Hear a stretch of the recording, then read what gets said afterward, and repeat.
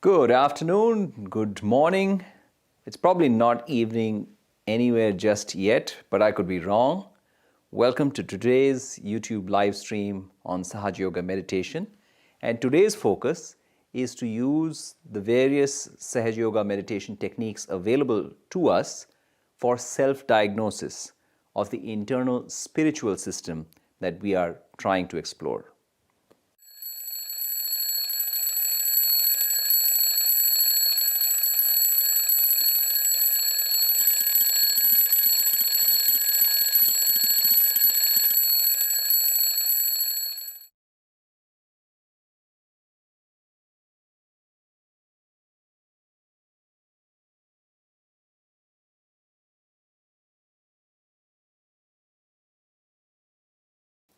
So this inner spiritual system that we have been talking about, discussing, exploring, call it whatever you might, it seems a little bit abstract at times, right?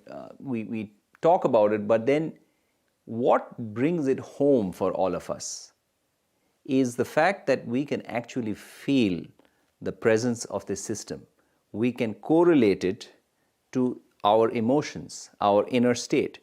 Somebody had once told me, and he happens to be a doctor, was that modern medicine is really good for us when we break an arm or a leg, or of course, if we have a viral situation. We don't have a vaccine for the COVID virus just yet, but I'm sure the smartest minds in the world will find one. But where modern medicine tends to find a little bit of a barrier is the ability to make us feel better. So we go to the doctor. I broke my kneecap recently, and I went straight to the hospital. And the folks were great there, took care of me. The surgeon sewed up my kneecap. But when I'm trying to feel better, and this was the comment, I'm paraphrasing, when I'm trying to feel better, I go to the barber. And the barber helps me feel better. He tells me stories, he talks about my health, he gives me a new hairdo, he makes me feel better.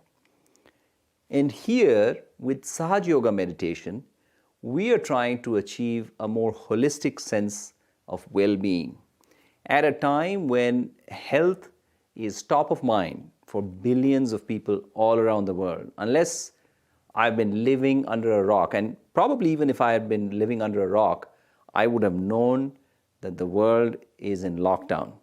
And at this point in time, most of us are either working from home.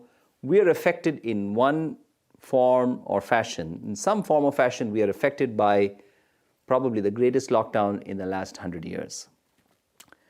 And at this time, more than ever, we need ways to not only build inner forms of resilience, but also to make ourselves feel better. And that may not always be easy. So meditation comes to the rescue. And I say that not in a flippant manner, but as someone who has been practicing Sahaja Yoga meditation for about a couple of decades, it took me a while. I have to say I've been a slow learner. It took me a while to figure out what exactly is this inner spiritual system. People were telling me about vibrations, and I couldn't quite wrap my head around it for a little while. But then once it started to dawn upon me, I realized the power of this platform. Call it a system, call it a platform. This gift that Shri Mataji, Nirmala Devi, the photograph, the founder of this form of meditation, who you see in this photograph, she traveled the world extensively from 1970 all the way till the 21st century. She passed away in 2011. But by that point, hundreds of thousands, probably millions of people had been touched by the power of this system of information, this system of knowledge that seemed so inscrutable for so long, but Shri Mataji had that ability to demystify and make it accessible.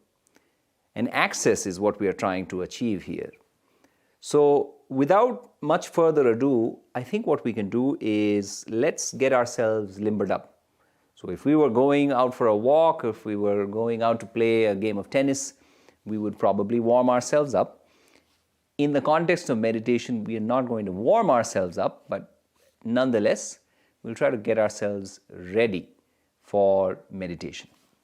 So let's pay attention to ourselves. Let's be mindful of where we are. Let's make sure that we are comfortable without being, let's say, indulgent. So we want to keep the back straight, because the flow of this energy, we talk about the flow of this Kundalini energy, and the energy flows along the central axis of the body through the nervous system. So if we keep the back straight, that does help. But we also don't want to get ourselves rigid. So we want to keep the back comfortable and straight. And we want to keep the hands open and loosely placed on the lap. Our hands are really, really important compasses. They are our navigation tools in this journey of self-exploration. So we pay special attention to our hands. Let's take a few moments to breathe. The entire world is in the grip of this unprecedented situation, a pandemic. At this point in time, we have the opportunity to learn more about ourselves, to feel better about ourselves, and maybe to even boost our sense of inner resilience. So let's take this opportunity with a sense of humility and a sense of gratitude. There may be many, many others who are not as fortunate as we are, but perhaps, just perhaps, we can empower ourselves. We can become stronger in the knowledge of our own spiritual energy, and we could impart that strength, that peace, to many others who are suffering in our community, our nation, and the entire world.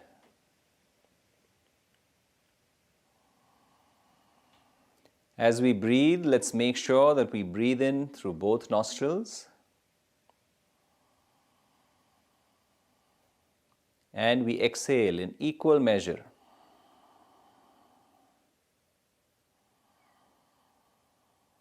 Equilibrium, balance is so vital for our health, both the physical health, for emotional health, and spiritual health.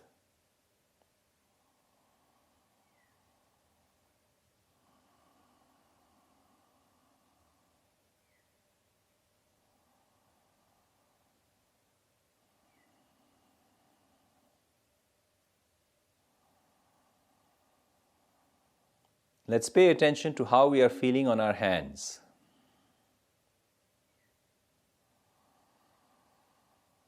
We may feel a tingling sensation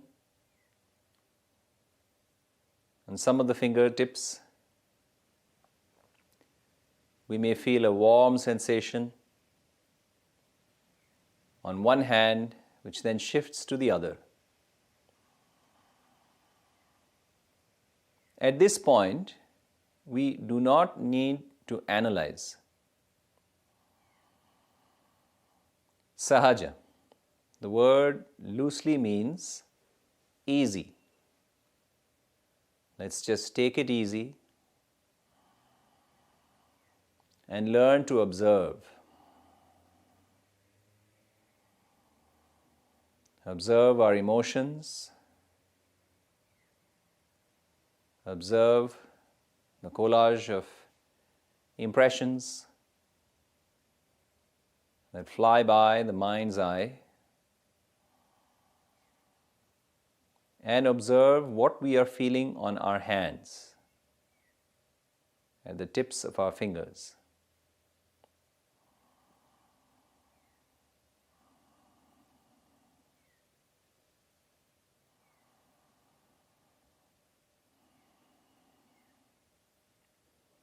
We can take the right hand to the heart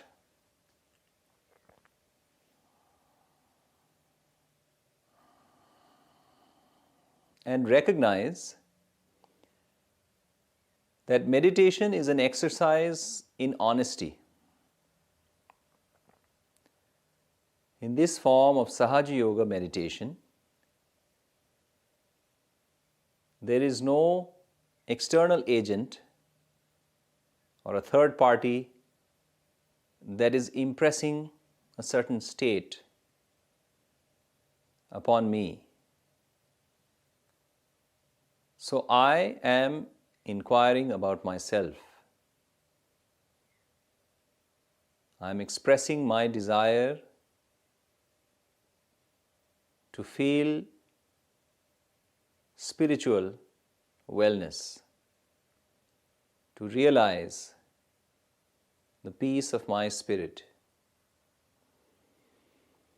And it is this desire that triggers the flow of my Kundalini. This hypothesis being true for anyone who has that desire for spiritual self-awakening, self-realization.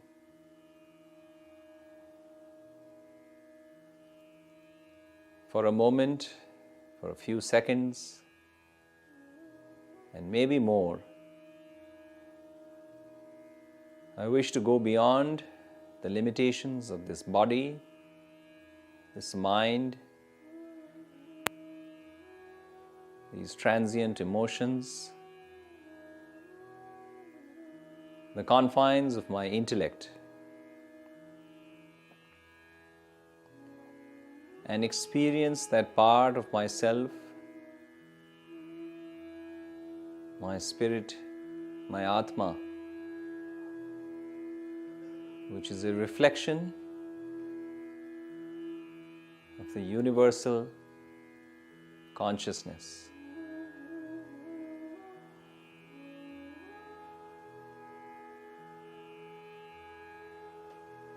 My spirit which is at peace, the Atma that knows no fear. Through self-realization, I wish to establish a greater sense of harmony, a deeper, more meaningful relationship with my own self.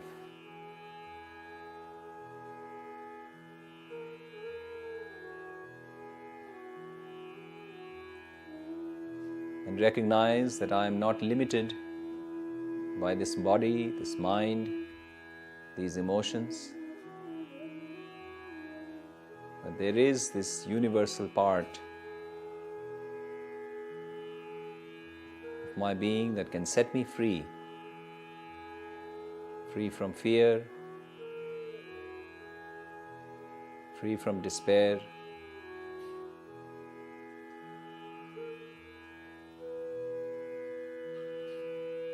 free from all sense of limitation.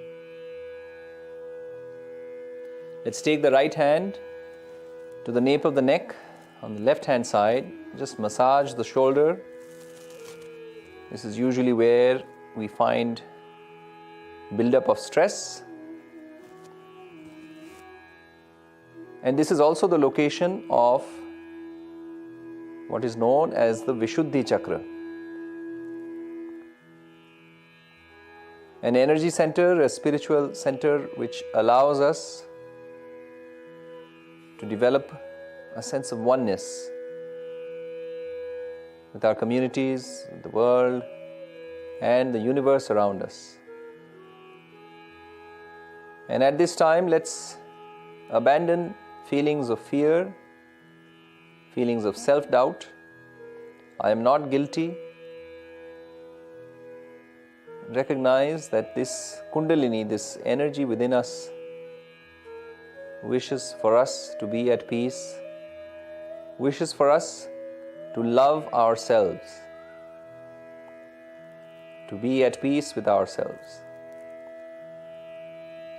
So let's take the right hand to the forehead and just press the temples. Allow the head to bow down as if we were nursing a headache. And take this opportunity to forgive. I forgive everyone and I forgive myself. Let us truly mean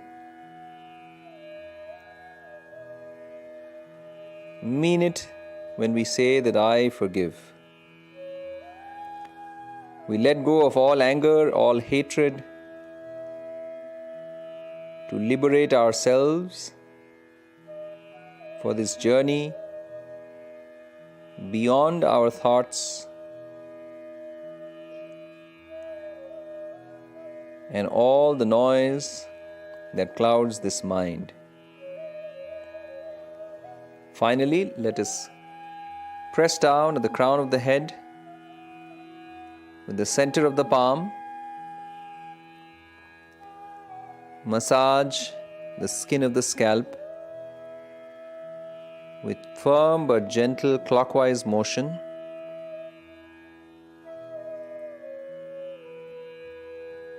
And affirm to ourselves that I wish to experience the joy of self-realization. Please grant me the silence of meditation. It is our desire for spiritual emancipation that is rewarded and reciprocated by the grace of the Kundalini. And so we raise our hand a couple of inches and feel the flow of this energy that is gushing upwards, defying gravity and granting us a place of peace and joy. All while we are here and present in a world of confusion and conflict. The Kundalini grants us peace, Shanti, a place of happiness that is durable, that is natural, and that is tangible. So we feel the flow of this energy on our hands, at the crown of the head. It's really good to be able to validate it ourselves. So let's just take a minute to feel the flow of this energy above the crown of the head with the right hand, and then with the left hand. Because what we feel with the right may not be exactly the same as what we feel with the left. We can gradually open our eyes. And this is when we start to not only understand but appreciate that, wow, something is truly happening. I may not be entirely sure what exactly it is, but something is happening. There's this cool flow of energy. It's almost like a ball that's flowing on my hands. It feels a little bit different on my right hand compared to my left hand. Now, what does that really mean? Why is the flow different on my right hand compared to my left hand? And we may have discussed this, we may have talked about this in earlier sessions, in other formats, but we really need to embrace and assimilate this concept that there is a feminine energy and a masculine energy, which is an imprint of every human being. Now, I'm saying this, it might sound like a lot of mumbo jumbo, but this is the theoretical construct that we are trying to validate with our experiences. And this is where Sahaja Yoga meditation becomes so fascinating. I remember having this conversation with someone many years ago. We were at an event on Sahaja Yoga meditation in Virginia, about 45 minutes from Washington, D.C. And this individual, Mr. Cooper was his name, he was mentioning to me that he had been studying about meditation for a long time. He had studied about different forms of meditation. He had studied the spiritual system, the Kundalini. And what he mentioned was, what he found so remarkably radical and amazing about Sahaja Yoga meditation was that Shri Mataji helped map the various chakras in the system to the various systems inside the human body on an anatomical basis, and also to be able to correlate human behavior to those chakras. That's something that he had not found any reference to in earlier texts that he had studied. And this is a science, the science of Kundalini, the science of the chakras is probably more than 5,000 years old. I say that in a nonchalant manner. I'll probably have to look up my history, but anybody who's done some research on Kundalini will know that this is a very ancient science. It was an extremely inscrutable and esoteric science that was not available for most people. What Shri Mataji did was that she brought the layers of information together. So there's the chakras, there's the human body, and then there's behavior. This is what is truly fascinating. So let me give you an example. Right now, there's a tremendous amount of fear. And science fiction writers or just writers in general will probably describe it as you could cut the fear with a knife. And it's everywhere. It's in India, it's in Australia, it's in the United States, it's in Europe. People of all ages, denominations, backgrounds, demographics, we are all affected by this situation. Many of us are afraid, some more, some less. Now, how does this affect our spiritual system? Is it just in the mind, or is there a tangible manifestation? And I'll tell you that yes, there is. When we sit down to meditate, we may feel that this finger is tingling. We may feel an actual pricking sensation in this finger. We may find that this left hand is actually warm. The right hand may be cool. So we sit down to meditate, we're enjoying meditation, but all of a sudden we're finding that this left hand is going warm. What does that really mean? In the context of Sahaja Yoga meditation, cool is good. It's as simple as that. So being in the right state effectively means that we feel cool vibrations. Our hands have this flow of cool vibrations, both hands, and in equal measure, equilibrium, right? So it's an equal measure.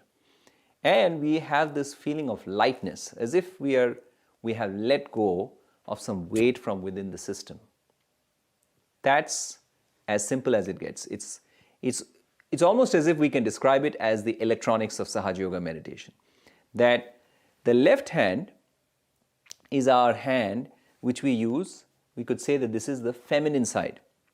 But this is true for both men and women.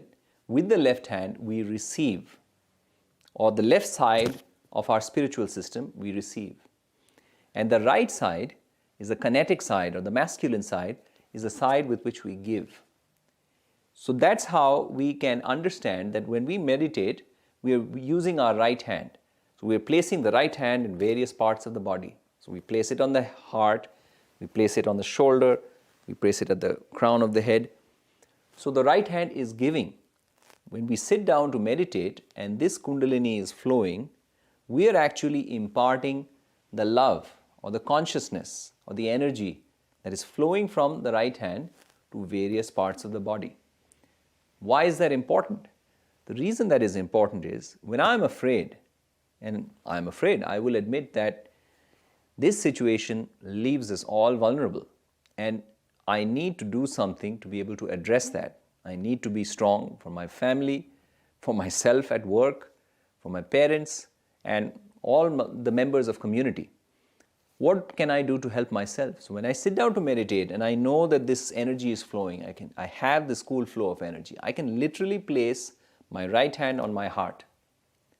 I can place it here on the sternum, I can place it on my heart, I can place it at this location, which is consistent with the Vishuddhi chakra, and I am giving relief. Essentially, it's my own energy which is going to a specific location and allowing that energy center to achieve balance. I'm diagnosing the problem. The problem is my left hand is warm, or I'm feeling a pricking sensation on this finger, and I am now using the power that is flowing through me to correct the problem. Now, the caveat, the disclaimer here is, I'm not going to say that if I break my patella, I'm going to sit there and I'm going to meditate on it. I'm going to go to the hospital. That's what I did.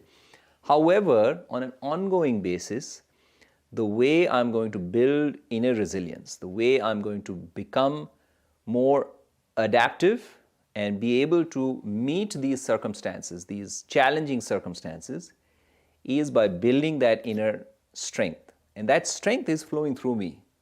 When this Kundalini is flowing, the Kundalini gives me strength. The Kundalini gives me a sense of peace, of equilibrium. And that is the power that I would like to use for myself. And we are here, volunteers of Sahaja Yoga meditation are available worldwide. We're all volunteers.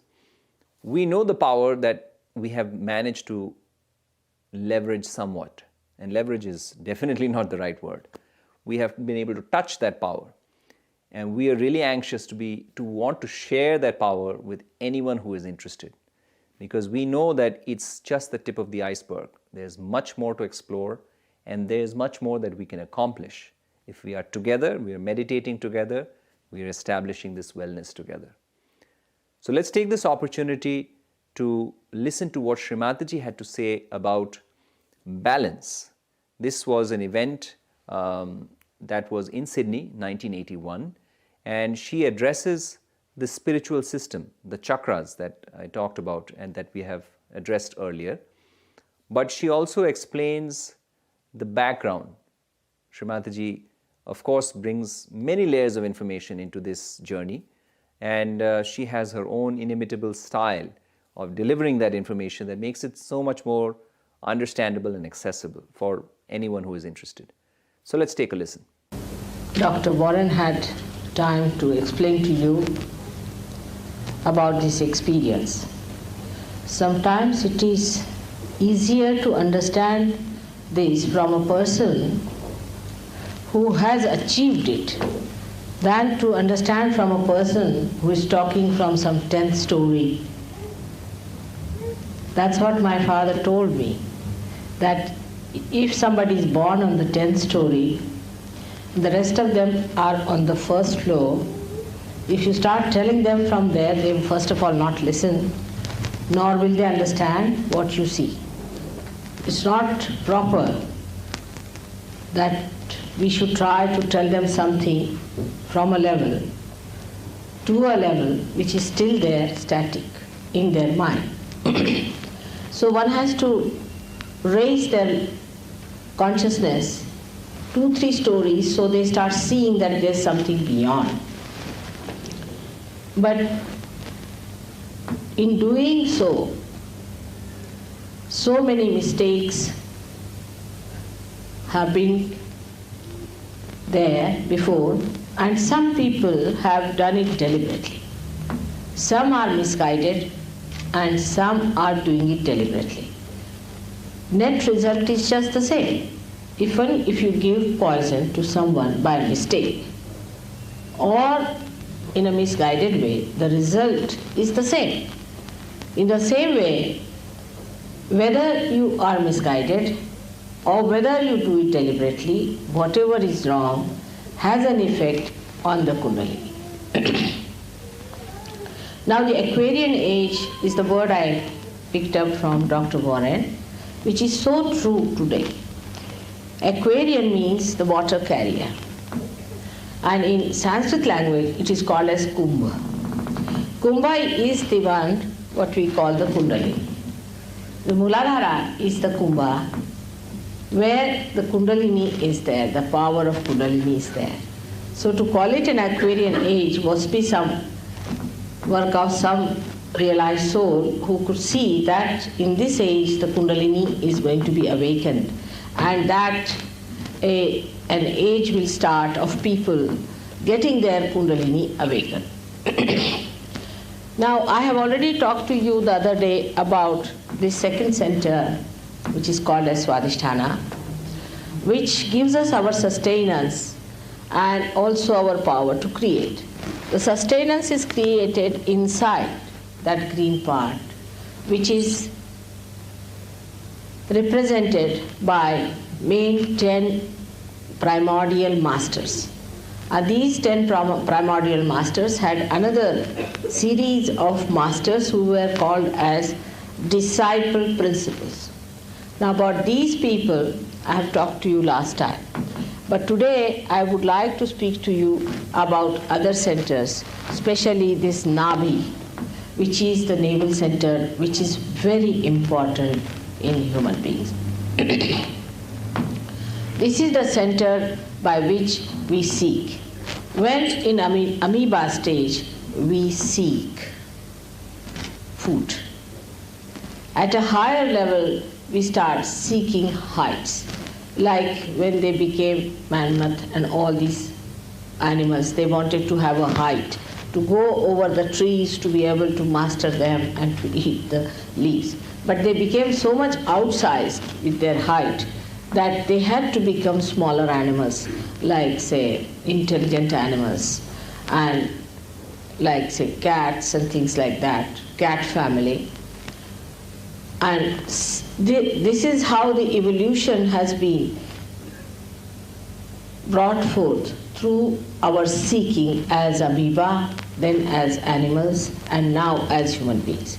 As we have evolved higher and higher, we have become subtler and subtler in our seeking. For example, the people who are seeking, say, power, are not so evolved as people who are seeking their spirit, no doubt about it. Because you have gone through that, you have had enough of it. Maybe last lives you might have been kings and queens, and you must have seen all the jokes of it. So you said, now it's had enough of it, this power business. We don't want to have any more. Such a headache we don't want to have. So the people who are seeking money also are the people who have had enough of it and they were fed up of it. So they said, now we have had it. So now you are seekers of something beyond. It has been always so, something beyond we seek. But this seeking beyond is not described to so many people, and they are not able to understand what is the beyond. That's why this center is very important of your evolutionary process. Now, first of all, as I have told you, that we have to be in balance. That's one thing we must have, is the balance in life. I mean, in common sense also we can see, supposing there's a car going only on one wheel, how many would like to travel by that? Anything that you do in life has to have a balance. Otherwise, anything, even catching something, holding something, or small things, even riding a bicycle, you know that you have to have a balance. So if the Kundalini has to move, you have to be a balanced personality, a personality with a temperate nature, and must have a balanced attitude towards life. That is very important. But in case it is not, you can be sucked into the central path of the Sushumna, in the central path of your evolution. Now the evolution takes place by remaining in the central path. Those who go to the extremes fall out of this. Now the virus that we suffer from very commonly is nothing but a kind of a vegetable which is fallen out of evolution. Now the vegetable that we call as tobacco is going to fall out of complete evolution, and you'll be surprised after some years you will not find any tobacco growing anywhere because it will go out of evolution. thanks to human beings, that they misunderstood the role of tobacco. Tobacco is an insecticide. It is to be used for killing the insects and not to kill yourself. But we sometimes forget that whatever God has created for the good, sometimes we can use it for our destruction. So that was Shri Mataji explaining the concept of balance. This is back in Sydney. It was actually March of 1981. The world is a different place, March of 2020. But some of those fundamentals, some of those challenges remain the same. We are today facing a different set of challenges. I will explain my own scenario. I'm working from home. It's been 3 weeks now that I've been working from home. I work for a global technology business. There can be meetings first thing in the morning, 7 in the morning. There can be meetings late in the evening. And meetings are interesting enough, but there can be technical issues. There can be different kinds of stresses. There's kids at home. So I have young kids at home who are also on their own devices and online platforms. And any time where we have a certain mental construct of how we want the world to be, how organized and neat and productive and efficient we want it to be, and the reality does not necessarily meet that vision that we have stress. It can result in gnashing of the teeth, or it can result in a general breakdown. So we try to get over that with various techniques of Sahaja Yoga meditation. We have talked a little bit about the effect of the element of fire, the light on the left side of the spiritual system. And we've talked about how candles both on the altar that we place, we have the candle right in front of the photograph of Shri Mataji, and we can also use the candle to work on our left system. So essentially what we are trying to do is that if there is a disturbance on our left side of the spiritual system, our feminine side, our emotional side, then that element of fire, that element of light helps to dispel that negative aspect, those negative emotions. And then when we are feeling agitated, so the other side, the masculine side is trying to get things done, to impart, to impress, influence, and there may be barriers. So when the psyche or the attention hits barriers, when we face friction, there is development of heat. So again, going back to the electronics of Sahaja Yoga meditation, we have cool and light is a state of Zen, and we have hot and bothered is not so good. So we want to let go of that heat. We want to be feeling light. So we can use the fire, which is interesting. We use the element of fire, the candles, to bring back the cool on the emotional side. And we can use a simple walk on the grass to cool down the masculine, the right side.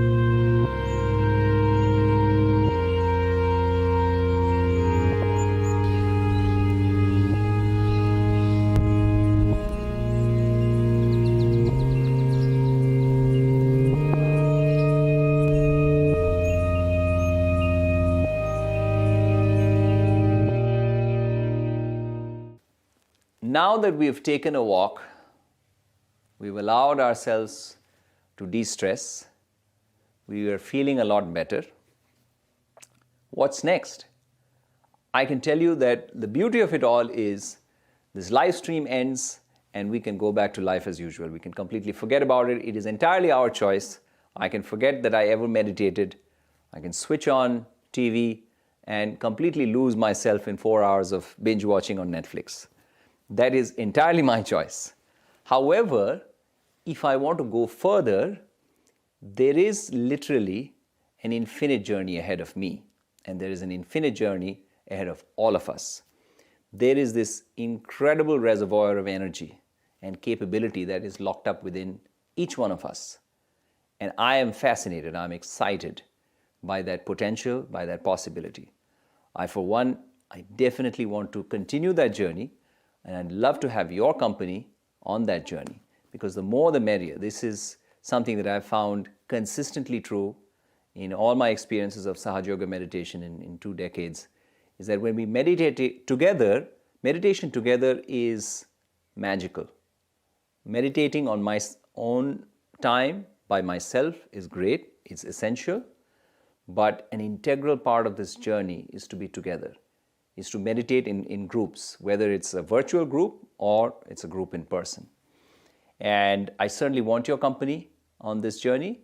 We have a number of resources. I encourage you to subscribe to this YouTube channel. That helps you to stay aware of when the live stream is and other publications on the channel.